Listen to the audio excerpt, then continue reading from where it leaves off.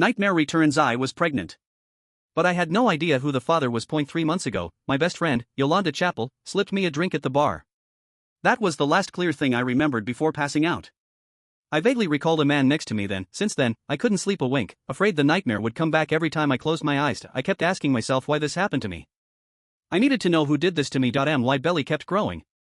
Meanwhile, my parents treated me like a punching bag, dumping chores on me and yelling without reason. They called me a disgrace who dragged shame on the family by getting knocked up before marriage. They wanted me to abort, but I just couldn't. I was too scared. One day, after finishing laundry, I wiped my hands and checked my phone. Suddenly, a WhatsApp friend request popped up with a message. Do you remember what happened 3 months ago? My whole body went numb. That was the night I got attacked. I took a shaky breath, went back to my room, and then accepted the request. Who are you? I typed. He ignored me and sent a blurry 3-minute video. Curious, I opened it. Moans filled the room. I froze. My heart was racing, panic setting in. That voice sounded wild, but I knew it. It was me. Just then, the bedroom door slammed open.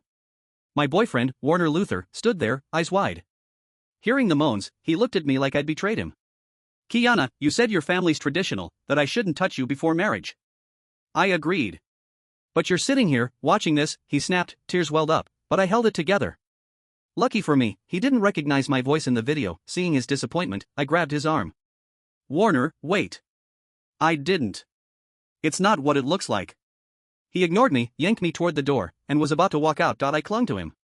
Please, trust me this once. You don't understand. He still didn't know I was pregnant. Those 3 months were full of pain, fear, and confusion for me. Before this nightmare, Warner and I were college classmates.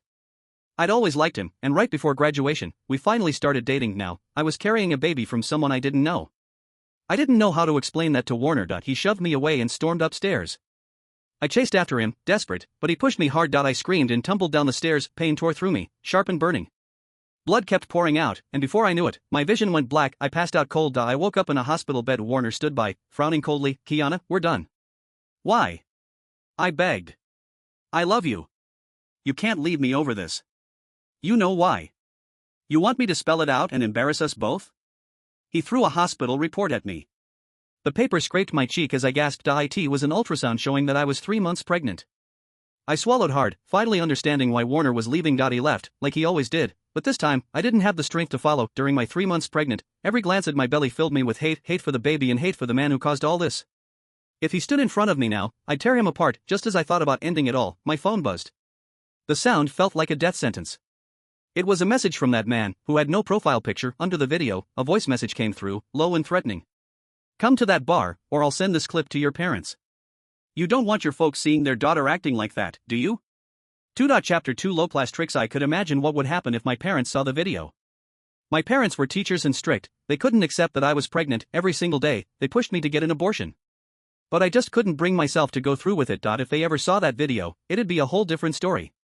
They wouldn't just reject the baby, they'd probably think I was some wild, shameless mess like that guy claimed. I was not that kind of person.